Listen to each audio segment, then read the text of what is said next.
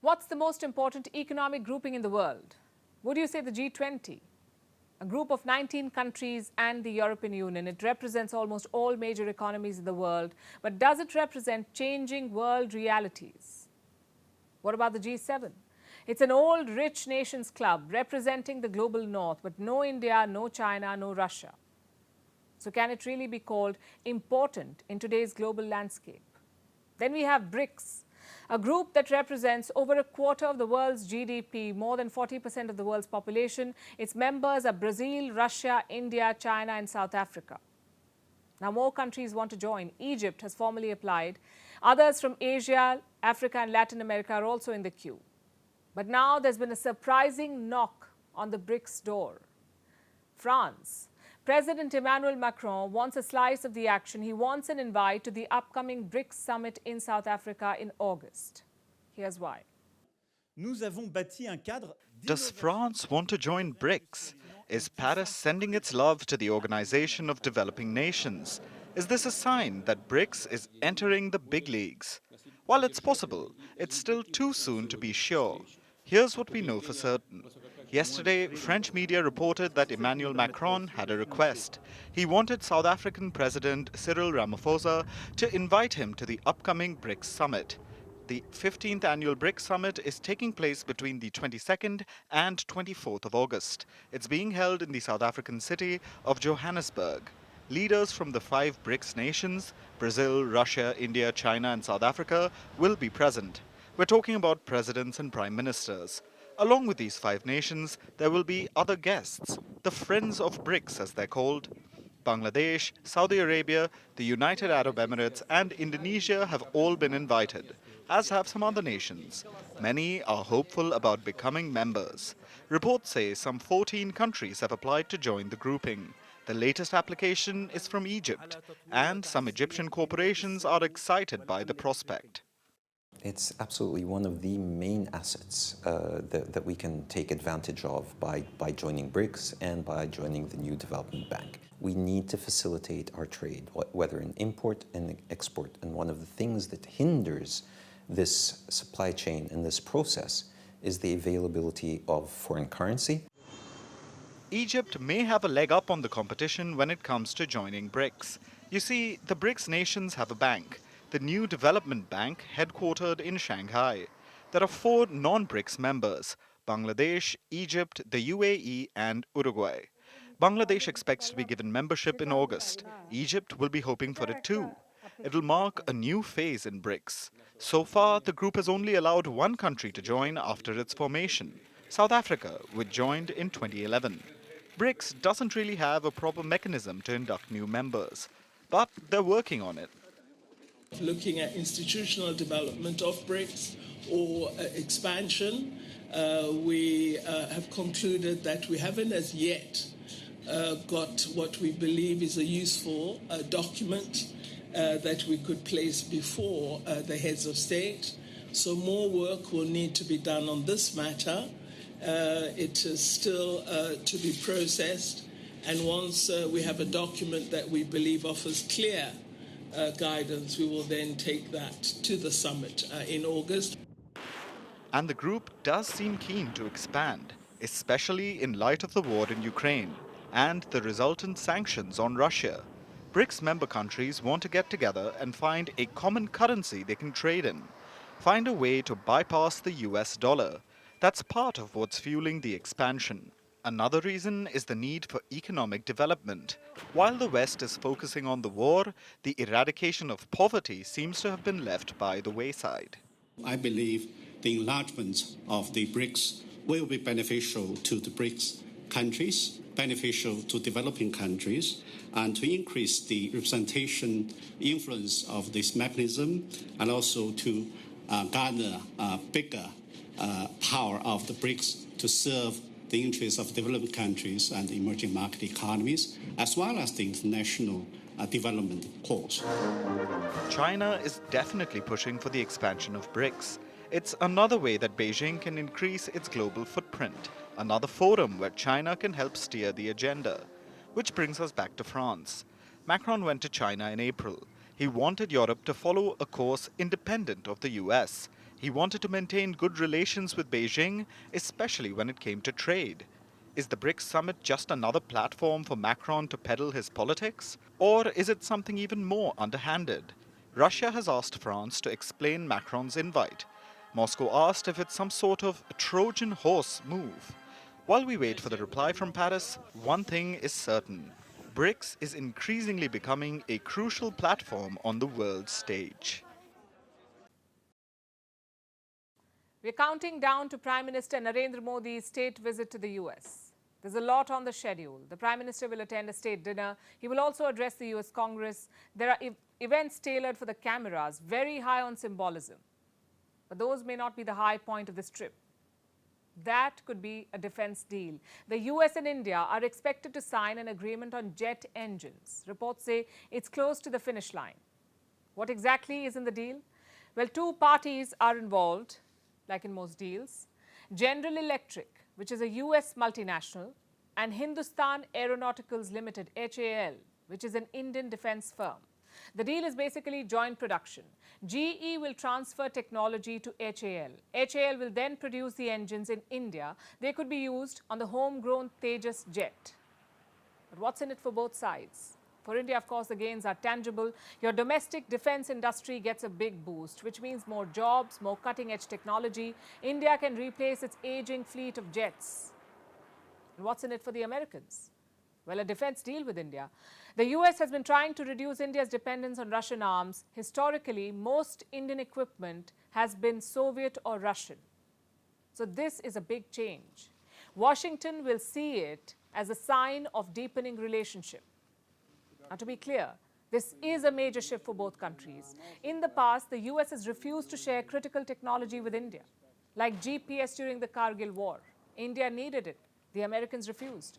Same with nuclear submarines. Washington repeatedly refused to help India.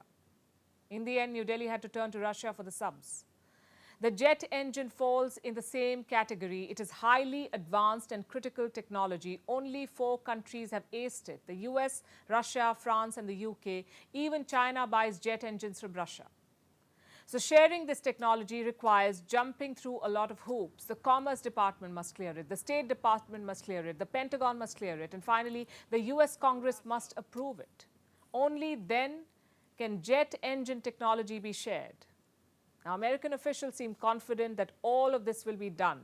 In fact, that's one reason US National Security Advisor Jake Sullivan visited India. He was in New Delhi this week. He spoke very specifically about removing obstacles to technology transfer. Listen to what he said.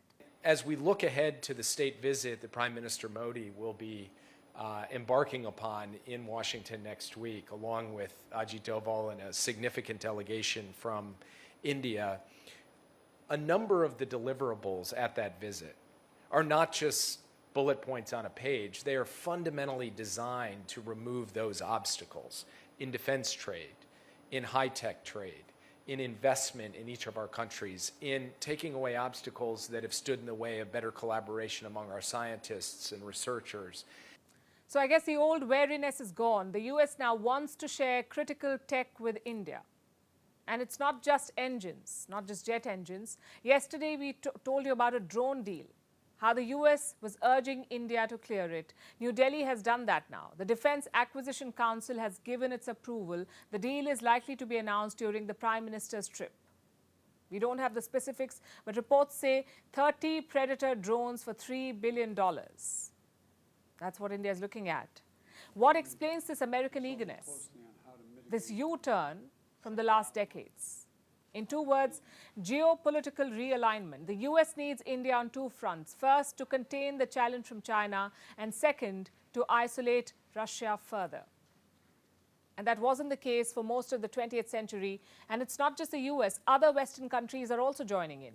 Earlier this month, Germany struck a deal with India. ThyssenKrupp will jointly make submarines with India's Mazagon dock. All of this is good news. Relying heavily on one seller is not ideal for any country. In 2022, around 45% of India's arms came from Russia. 5 years back in 2017, this was 62%. So you can see the shift here. India has been gradually reducing Russian imports. The Ukraine war will likely speed that up because A, Russia's weapons deliveries have slowed down, and B, their effectiveness is in doubt. Having said that, let's be clear about Washington's endgame. It's not some noble effort to help India. It's a self-serving policy. So how should New Delhi plan this out? The ultimate goal should be self-reliance, to build these critical technologies yourself.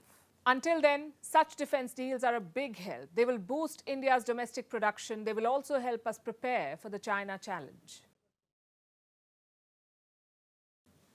China's economic mess goes deep. Wooing foreign investors might not help beyond a point. Already, leading companies are under pressure. Look at what happened to the Volkswagen CEO. There was a shareholder meeting. Some activists turned up and they threw cake at the CEO.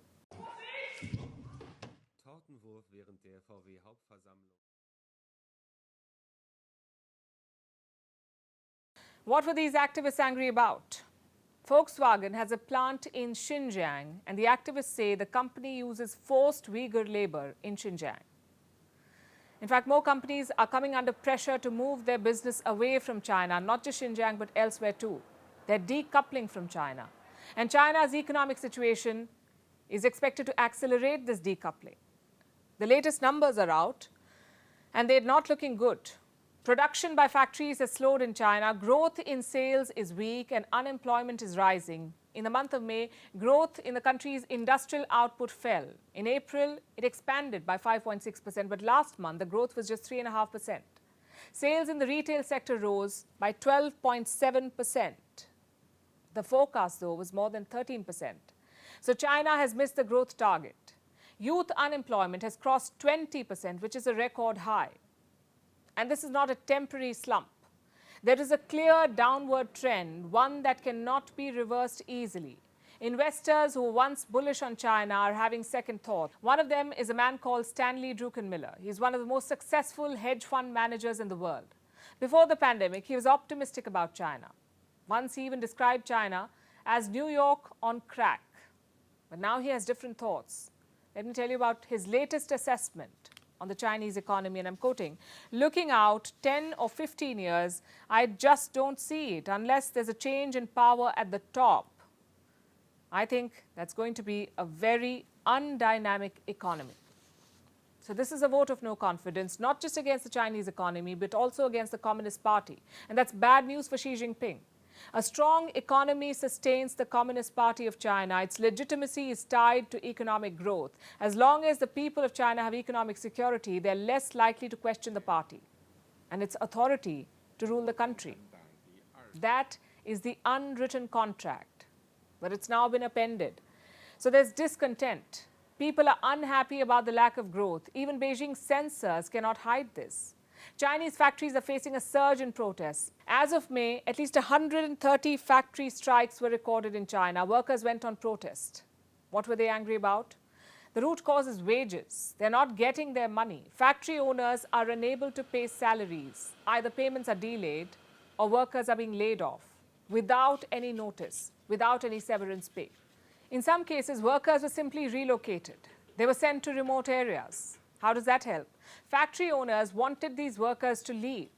They didn't want to pay them, so they made their commute to work harder by forcing them to live in far-off places. It is cruel, but the factory owners themselves are helpless. They're not getting any new business. Recently, a survey was conducted. It was done by the government of China. Over 3,000 factories across the country were covered in this survey. They reported a decline in economic activity. They're getting fewer new orders. And this is an alarming situation because factories are the backbone of the Chinese economy. China was once called the workshop of the world. Now it's struggling. It's mulling extreme measures. Reports say a stimulus package is also being discussed. The plans are not final, though. But Beijing could push a range of measures. A dozen proposals are on the table, like tax breaks, more loans for small businesses, and lowering the cost of mortgages to boost real estate.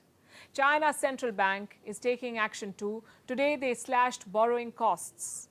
More decisions will be taken in the coming days, but experts are skeptical. They compare the stimulus packages to antibiotics. They might reduce the symptoms, but they'll not treat the underlying issues. What the Chinese economy needs at this point is a surgery. It cannot be fixed with high-profile photo ops. Meanwhile, in Lebanon, the economy is collapsing and the politics is making it worse. This is a country of about 5 million people located in West Asia, and it's facing a major crisis. Lebanon does not have a president. It doesn't even have a proper government. Not for want of trying, though, because the lawmakers have tried repeatedly. Yesterday, they made their 12th attempt and failed. I'll repeat that. They could not appoint a president after 12 attempts. It's been 7.5 months of utter chaos. The country is running on autopilot and it's heading straight towards a crash. Our next report has the details. There was yet another standoff in the Lebanese parliament yesterday, a vote to select the president. Sadly, this wasn't any pivotal moment. It has become all too common. This was the 12th attempt to select a president, the 12th vote in 7.5 months. And just like the 11 times before this, the vote failed once again. Before we get into why, let's look at the contenders. One candidate was Suleiman Frange. He's the grandson of a former president with whom he shares his name. He also served as Lebanon's Minister of Interior and Municipalities between 2004 and 2005. His opponent was Jihad Azur. He's a former finance minister of Lebanon, having served in the role from 2005 to 2008. He's also an alumni of the International Monetary Fund. He became the IMF Director of the Middle East and Central Asia Department in 2017. Azur seems to check the boxes when it comes to becoming Lebanon's president. He's an economic expert, and that's essential when considering the crisis consuming Lebanon. The country's economy has been crumbling since 2019. The exchange rate used to be about 1,500 Lebanese pounds to the dollar. Today, that rate is over 15,000 pounds to the dollar, a tenfold decrease in value. But this isn't the only problem. In 2020, an explosion ripped through the main port in Lebanon's capital, Beirut. Over 200 people died and more than 300,000 were left homeless. Damages amounted to billions of dollars. Between all this and the COVID-19 pandemic and the war in Ukraine, Lebanon lies at the brink of collapse. So you'd think the politicians would get on with it and select a president. Either the political family's scion or the economic expert. Anything would be better than the present stalemate, right? Not quite. This brings us to why Lebanon faces its power vacuum. Politics. Lebanon's parliament is divided. The group calling the shots seems to be Hezbollah. It has been designated a terrorist organization by a lot of countries, but is backed by Iran. And it's a strong political party in Lebanon. Hezbollah dislikes the economist candidate Jihad Azur. Hezbollah and its allies voted for Suleiman Frange. Almost everyone else wanted Azur. This was the result. Suleiman Frange 51, Jihad Azur 59, Ziad Baroud 6, New Lebanon 8, Empty Ballot 1, Joseph Aoun 1, Annulled Paper 1. Total would be 127. There is one missing paper. The Economist was ahead by 8 votes. A second round was supposed to be held. In the second round, Azur would have needed just 6 extra votes. If he hit 65, Azur would have become president. But that wasn't to be. Hezbollah and its allies staged a walkout. That meant Lebanon's parliament fell short of the minimum number of lawmakers needed to initiate a vote, leading to the 12th attempt to choose a president also failing. This has become such a routine affair that no one was surprised. Of course, we knew this is how the session would go, since it was called for and they wanted to go ahead with it. They did not postpone it, but of course with no result. We were sure that more than 50% or 70%, we knew there will be no precedent. They will agree on a third candidate. There is no other way. We are tired and no one is able to change anything. They either don't know how to change anything or they don't have the intention to. But the result is one. Lebanon and the Lebanese are the biggest losers. She says Lebanon and the Lebanese are the biggest losers, a country and its people without leadership, heading for an economic collapse and more misery. Can one person make a difference? It's not some philosophical question. I mean it. We live in the era of mega celebrities. It's not like before, when information took weeks to filter down. You tweet and the world knows instantly. So yes, one person can make a big difference nowadays. The question is how big? Let's look at some recent examples. You've probably heard about Lionel Messi's big move. He's quit the French club PSG, Paris Saint-Germain. He's now going to play for Inter Miami in the United States. And this move has arguably changed American football. Inter Miami had 1 million Instagram followers before Messi. Now, more than 8 million. Ticket prices are also through the roof. Before Messi, the cheapest ticket was around $29. In 24 hours, that shot up to $329. That's a 1,000% rise in prices. The biggest increase was for Miami's match against New York. If all goes to plan, it will be Messi's first game in the Big Apple. Guess how much those tickets are going for? More than $450. A 1,200% rise in prices. And this is all down to one player joining the club. Let's also look at the merchandise. Reports say Adidas will sell 2 million Miami jerseys this year. The club will get $45 million from that. Fun fact, $45 million is 2 times their annual revenue. Imagine that. All of this is happening before Messi set foot in Miami. You can guess what will happen afterwards. But Messi is not alone.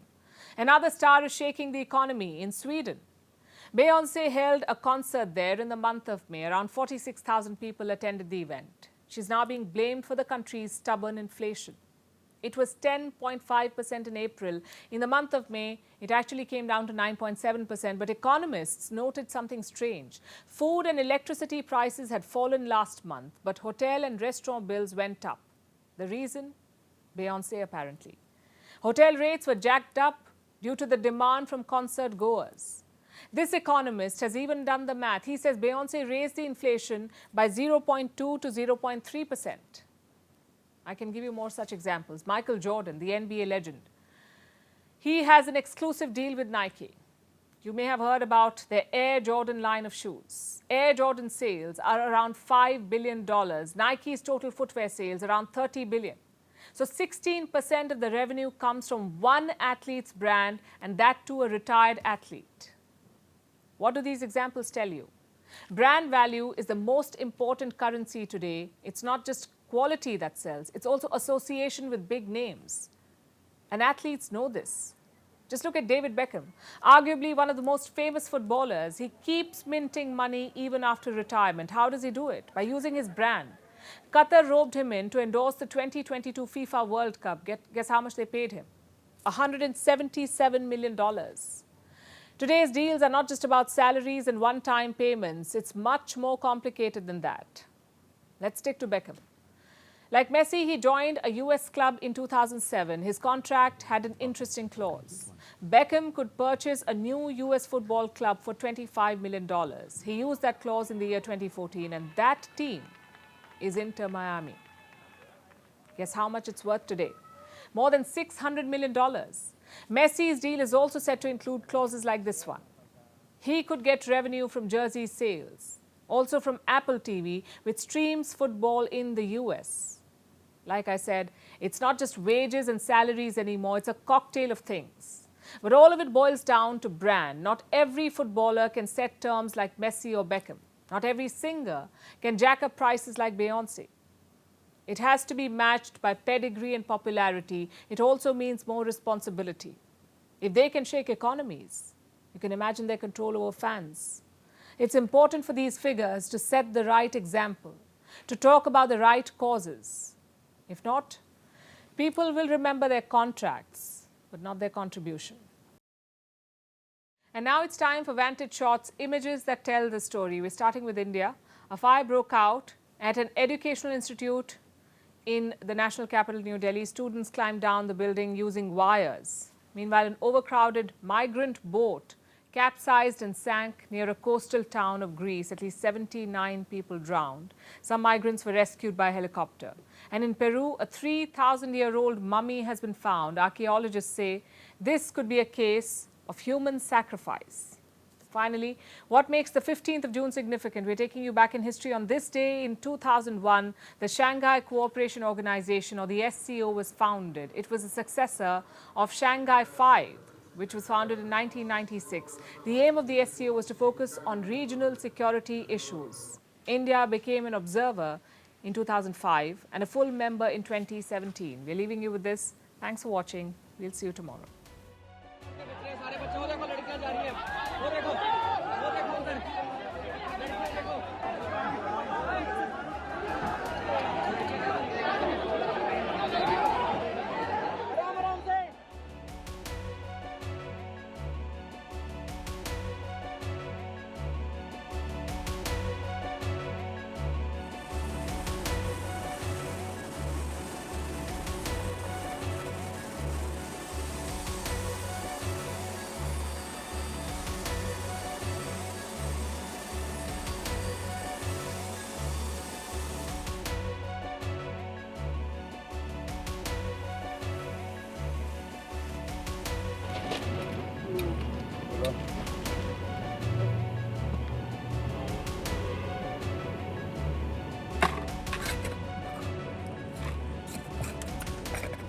Aquí ya me dio uno.